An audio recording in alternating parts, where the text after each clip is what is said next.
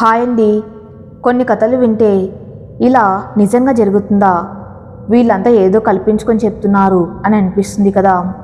నేను చెప్పబోయే కథ వింటే కూడా మీకు అలాగే అనిపించవచ్చు, కానీ ఇది ముమ్మాటికి నిజమైన కథ. ఈ కథ చాలా వింతగా భయంకరంగా అనిపిస్తుంది. కథలో 2 మెయిన్ క్యారెక్టర్స్ ఉన్నాయి. మూడో క్యారెక్టర్ కూడా ఉందని మీకు తర్వాత తెలుస్తుంది. ఈ కథ అను, వివేక్ అనే కొత్తగా పెళ్ళైన జంటతో మొదలవుతుంది. ఆ రోజు వారి మొదటి రాత్రి. వివేక్ అనుతో మనం ఒకరినొకరు అర్థం చేసుకోవాలి అని చెప్పాడు. అయితే పెళ్లి వేడుకలు, అతిథులు, ఫోటోషూట్లతో వాళ్ళు చాలా అలసిపోయారు. అను మరుసటి రోజు ఉదయం మాట్లాడుకుందామని చెప్పి ఇప్పుడు ఫుల్గా నిద్ర వస్తుంది, పడుకుందామని అంటుంది. వివేక్ సరే అని అంటాడు. ఎందుకంటే మరుసటి రోజు పూజ కోసం వాళ్ళు ఉదయమే లేవాలి. వాళ్ళు పక్కనే పడుకున్నారు. అర్ధరాత్రి వివేక్కి ఎవరో ఏదో మాట్లాడుతున్నట్లు అనిపించింది.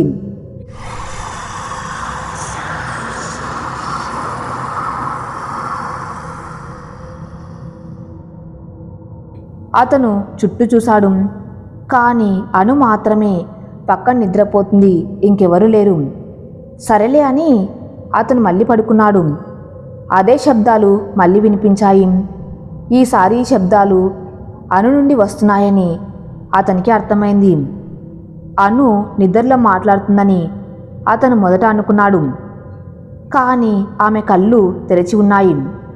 ఆమె ఏదో వేరే భాషలో మాట్లాడుతుంది. అది వివేక్కి అర్థం కాలేదు. వివేక్ అనుని ఒక్కసారిగా లేపి ఆమె ఏం చేస్తుందని అడిగాడు. అను ఏం చేయలేదని, ఆమెకేం గుర్తులేదని చెప్పింది.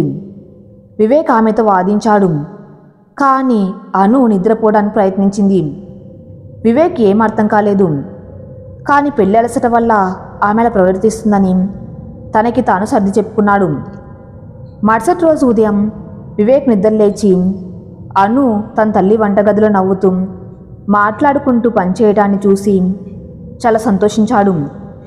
వివేక్ బ్రేక్ఫాస్ట్ కోసం డైనింగ్ టేబుల్ వద్ద కూర్చున్నాడు. అతని తల్లి టిఫిన్ తెచ్చినప్పుడు అను ఆమె వెనక నిలబడి ఉంది. ఆమె చేతిలో పెద్ద కత్తి ఉంది. అను తన తల్లి వైపు పరిగెత్తుకు రావటం చూసి వివేక్ ఆమెపై దాడి చేయబోతుందని అనుకున్నాడు. అతను త్వరగా లేచి తన తల్లిని పక్కకి తోసి, అను నువ్వేం చేస్తున్నావు, నువ్వు నా తల్లిని చంపేస్తావా అని అరిచాడు. అను మళ్ళీ ఏం చేయలేదని చెప్పింది, కానీ కత్తితో తన తల్లి వైపు పరిగెత్తుకు రావటం గురించి వివేక్ వాదించాడు. అను ఏం చెప్పకుండానే తన గదిలోకి పరిగెత్తి తలుపు లాక్ చేసుకుంది. వివేక్ వెంటనే తన తండ్రికి ఫోన్ చేసి అర్ధరాత్రి అను నిద్రలో మాట్లాడడం, ఉదయం తన తల్లిపై దాడి చేయటం వంటి విషయాలను వివరించాడు. అను తండ్రికి ఈ విషయాల గురించి ఏమీ తెలియదు అని చెప్పాడు. వాళ్ళు మాట్లాడుతుండగా అను గది నుండి వస్తువులు పగిలిపోయే శబ్దం వచ్చింది. వివేక్ అతని తల్లి ఆ గదిలోకి పరిగెత్తారు. అక్కడ ప్రతి వస్తువు విరిగిపోయి చెల్లాచెదురుగా పడి ఉన్నాయి.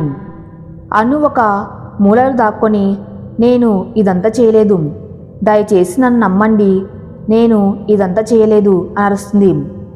వివేక్కి ఏమర్థం కాలేదు. అతని వివాహం జరిగి 1 రోజు మాత్రమే అయ్యింది. ఈ సంఘటనలు అన్నీ జరుగుతున్నాయి. వివేక్ ఇప్పుడు ఏం చేయాలి అని బాగా ఆలోచించి ఒక నిర్ణయానికి వచ్చాడు. అతను తన తల్లిని మరో ఇంటికి వెళ్ళమని చెప్పాడు. అను కోలుకునే వరకు ఆమెను అక్కడే ఉండమని చెప్పాడు. ఇప్పుడు ఇంట్లో వివేక్, అను కంటికి కనిపించని ఏదో శక్తి మాత్రమే ఉన్నాయి. వివేక్కి ఏదో చుట్టూ ఉందని అర్థమైంది, కానీ అది కనిపించలేదు. వివేక్ అనుతో తాను వేరే గదిలో పడుకుంటానని, ఆమె తన గదిలో ఒంటరిగా నిద్రపోవాలి అని చెప్పాడు. అను ఒంటరిగా నిద్రపోవడానికి భయపడింది. వివేక్ రాత్రి మళ్ళీ ఆమె ఏమైనా చేయవచ్చని, లేదా తన్ను కూడా చంపడానికి ప్రయత్నించవచ్చని చెప్పాడు. కాబట్టి అతను వేరే గదిలో నిద్రపోయాడు.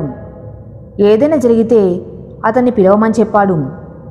అను తన గదిలో నిద్రపోతుంది. ఆమెకు తన జీవితంలో ఏం జరుగుతుందో అర్థం కాలేదు. వివేక్ తన గదిలో నిద్రపోతున్నాడు. అర్ధరాత్రి సుమారు 2-2:30 గంటల మధ్యలో వివేక్కి తలుపు తట్టడం వినిపించింది. అతను, అను నువ్వున్నావా అని అడిగాడు. బయట నుండి అవును అని వినిపించింది. వివేక్ మరుసటి రోజు ఉదయం మాట్లాడుకుందామని చెప్పాడు. ఎందుకంటే అతనికి ఉదయం పని ఉంది. కొంత సమయం తర్వాత శబ్దాలు ఆగిపోయాయి. కానీ కొద్దిసేపటి తర్వాత మళ్ళీ తలుపు తట్టిన శబ్దం వినిపించింది. కానీ ఈసారి ఆ శబ్దం గట్టిగా ఉంది. వివేక్ లేచి తలుపు దగ్గరికి వెళ్ళి మళ్ళీ మరుసటి రోజు ఉదయం మాట్లాడుకుందాం అని చెప్పాడు. బయట నుండి ఒక మగ గొంతుతో లేదు, తలుపు తెరవండి, నేనిప్పుడు మీతో మాట్లాడాలి అని వినిపించింది. వివేక్ 2 అడుగులు వెనక్కి జరిగాడు. ఇది ఎవరి గొంతు అని ఆలోచించాడు. అతను తలుపు తెరిచాడు. అక్కడ ఎవరూ లేరు. అతను తన తలుపు వైపు చూశాడు. అక్కడ గోర్ల గీతలు ఉన్నాయి. అవి మనుషులవి కావు, జంతువులవి అనిపించాయి. గత 5 నిమిషాల్లో ఏం జరిగిందో చూసి అతను చాలా షాక్ అయ్యాడు. వివేక్ గదిలోకి పరిగెత్తాడు. కానీ ఆమె అక్కడ లేదు. ఆ గొంతు పురుషుడిది కాబట్టి అను అక్కడ ఉంటుందని అతను ఊహించాడు. అతను ప్రతి గదిలోనూ ఆమెను వెతికాడు. చివరికి హాల్లో ఆమె ఒక మూలలో దాక్కొని ఉంది. ఆమె ఏదో తింటున్నట్లు అనిపించింది.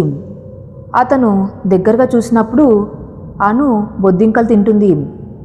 అను వివేక్ వస్తున్నాడని గమనించిన వెంటనే ఆమె బిగ్గరగా నవ్వడం ప్రారంభించింది. వింత నవ్వు నవ్వింది. వివేక్ ఇదంతా ఏంటి అని అడిగాడు. అను వివేక్ దగ్గరకు పరిగెత్తి ఏడుస్తూ, నేను ఇదంతా చేయాలనుకోవటం లేదు వివేక్, దయచేసి నన్ను రక్షించు అని అడుగుతుంది. వివేక్ ఆ మొహాన్ని పట్టుకొని నేను నిన్ను కాపాడుకుంటాను, బాధపడుకు అని చెప్పాడు. అను ఒక్కసారిగా తన వెనక ఉన్న కత్తి తీసుకొని వివేక్ గుండెల్లోకి పొడిచింది. వివేక్ అక్కడే షాక్తో పడిపోయాడు. కొద్దిసేపటి క్రితం ఆమె ఏడుస్తూ బతిమలాడినప్పుడు నేను నా భార్యకు మద్దతు ఇస్తున్నాను, ఆమె ఇప్పుడు నాకేం చేసింది అని ఆలోచించాడు. వివేక్ అక్కడే స్పృహ తప్పి పడిపోయాడు. వివేక్ కళ్ళు తెరిచినప్పుడు అతను హాస్పిటల్లో ఉన్నాడు. అతని తల్లి అతని పక్కన కూర్చొని ఉంది. వివేక్ అడిగిన మొదటి మాట అను ఎలా ఉందని. వివేక్ తల్లి అను బాగానే ఉందని చెప్పింది. కానీ ఆమె ప్రస్తుతం పోలీసుల అదుపులో ఉంది. ఆమె అతన్ని కత్తితో పొడిచిందని, ఆ నేరానికి పోలీసులు ఆమెను అదుపులోకి తీసుకున్నారని చెప్పింది. కోర్టులో కేసు ఉంటుందని ఆమె చెప్పింది. వివేక్ లేదు, ఇదంతా చేసింది అను కాదు అని చెప్పాడు. అతను ఆమె కళ్ళల్లో బాధను చూశానని, ఆమె ఎప్పుడు ఏడుస్తూనే ఉందని, తను అసలు ఏం చేస్తుందో తనకు తెలియటం లేదని చెప్పాడు. అతను విన్న గొంతు అను గొంతు కాదని, ఆమె తన్ను పొడవటానికి ముందు కూడా తన్ను రక్షించమని వేడుకుందని చెప్పాడు. వివేక్ తన తల్లిని వెంటనే అను తండ్రికి ఫోన్ చేసి పోలీసుల అదుపులో నుండి అనుని రక్షించుకోమని కోరాడు. అను తండ్రి వివేక్ని చూడ్డానికి ఆసుపత్రికి వచ్చాడు. అతను వివేక్ని చూసి ఏడ్చాడు. వివేక్ ఏదైనా చెప్పడానికి ముందే అను తండ్రి, అల్లుడు గారు ఇదంతా అను చేయలేదు అని చెప్పాడు. వివేక్, అవును నాకు తెలుసు, ఆమె ఇది చెయ్యలేదు. ఇవన్నీ జరుగుతున్నప్పుడు నేను అక్కడ ఉన్నాను. ఇవన్నీ అను ప్రవర్తనలా అనిపించలేదు అని చెప్పాడు.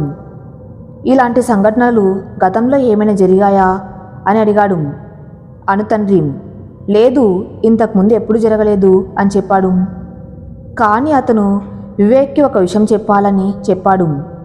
వివేక్తో పెళ్లి కావడానికి ముందు అనుకి రాజేష్ అనే బాయ్ ఫ్రెండ్ ఉండేవాడు. కానీ వారి మతం కులం వేరు కావటం వల్ల వారి వివాహాన్ని అంగీకరించలేదు. రాజేష్ వారి పెళ్లికి ఒకరోజు ముందు వరకు అనుని మరొకరితో పెళ్లి చేయవద్దని రిక్వెస్ట్ చేశాడు. కానీ నేను అతని మాట వినలేదు. అనుకి వివేక్తో పెళ్లి చేశాడు. అను తండ్రి ఒకరోజు ఉదయం తన ఇంటి బయట ఒక కుండ కనిపించిందని చెప్పాడు. దానిలో వింత వస్తువులు ఉన్నాయని, జుట్టు, బియ్యం, బూడిద ఇవన్నీ బ్లాక్ మ్యాజిక్ చేయడానికి ఉపయోగపడతాయని చెప్పాడు. రాజేష్ చివరిసారిగా తన ఇంటి నుండి వెళ్ళిపోయినప్పుడు అతను అను వేరే మనిషితో ఉండటం నేను ఎప్పుడూ చూడలేను అని చెప్పాడని, అదే ఇప్పుడు వివేక్ కుటుంబంతో జరుగుతుందని, రాజేష్ అనుపై బ్లాక్ మ్యాజిక్ చేశాడని చెప్పాడు. అతను ప్రతీకారం కోరుకునే ఒక ప్రేతాత్మను తన ఇంటికి పిలిచాడని చెప్పాడు. అది ఎవరిని సంతోషంగా ఉండనివ్వదు. ఇదంతా విన్న వివేక్ కోపగించుకోలేదు. సంబంధాన్ని తెంచుకోవాలని అనుకోలేదు.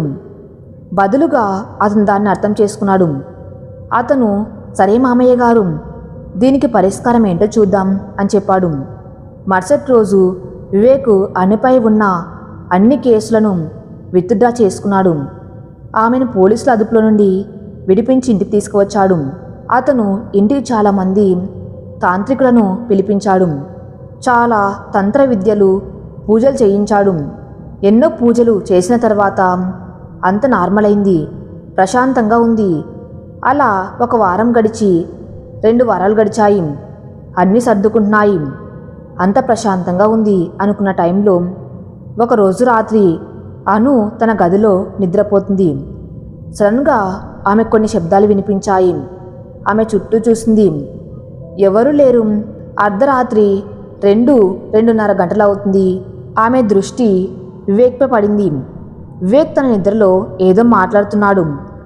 అది ఆమెకు అర్థం కాని వేరే భాషలో మాట్లాడుతున్నాడు. వివేక్ కళ్ళు తెరిచి ఉన్నాయి. ఈ గొంతు అదే పురుషుడి గొంతు. అది ఇంతకుముందు అను నుండి వస్తుంది. బ్లాక్ మ్యాజిక్ ప్రభావం ఆ వ్యక్తి చనిపోయే వరకు ఎప్పటికీ పోదు. దాని గమ్యం, లక్ష్యం ఒక్కటే, మరణం. ఆ నైట్ తర్వాత ఆ జంటకు ఏం జరిగిందో ఎవరికీ తెలియదని, వాళ్ళు మళ్ళీ ఎప్పుడు ఎవరికి కనిపించలేదు. ఇప్పటికీ ఆ జంట బ్లాక్ మ్యాజిక్తో బాధపడుతున్నారు. ఎవరు వారికి సహాయం చేయలేరు. ఎందుకంటే ఈ బ్లాక్ మ్యాజిక్ చాలా ప్రమాదకరం. వారితో తిరిగే ప్రేతాత్మ చాలా ప్రమాదకరం. ఈ వీడియో చివర్లో ఎవరి జీవితాల్లోనూ బ్లాక్ మ్యాజిక్ జరగకూడదు అని కోరుకుందాం. బ్లాక్ మ్యాజిక్ ఎవరైనా చేసినా, ఏ తాంత్రికుడి వద్దకు వెళ్ళినా కూడా అది ఎప్పుడూ పూర్తిగా నయం కాదు. బ్లాక్ మ్యాజిక్ ఒకరు నాశనం చేయడానికి మాత్రమే కాదని, ఒకరిపై బ్లాక్ మ్యాజిక్ చేస్తే అది తిరిగి బ్లాక్ మ్యాజిక్ చేసిన వ్యక్తి వద్దకు వస్తుందని, ఈసారి అది ఆదేశాలను వినదని, ఆ వ్యక్తిని నాశనం చేస్తుందని వివరించాడు. కాబట్టి ఎవరిపైనైనా బ్లాక్ మ్యాజిక్ చేసే ముందు మీరు మీ స్వంత సమాధిని తవ్వుకున్నట్టే అని గుర్తుంచుకోండి. బ్లాక్ మ్యాజిక్ చేసిన వ్యక్తి నాశనమైతే చేయించిన వ్యక్తి కూడా నాశనం కావాలి. ఎట్టి పరిస్థితుల్లోనూ తప్పించుకోలేరు. కాబట్టి ఇలాంటివి ఎవరికి జరగకుండా ఉండాలని కోరుకున్నాను. జాగ్రత్తగా ఉండండి. ఎందుకంటే అసూయ ఒక వ్యక్తిని ఏ స్థాయికైనా తీసుకెళ్ళగలదు. అతను మీ ఫ్రెండ్ అయినా, మీ జీవిత భాగస్వామి అయినా సరే, ఈ విషయాల పట్ల జాగ్రత్తగా ఉండండి.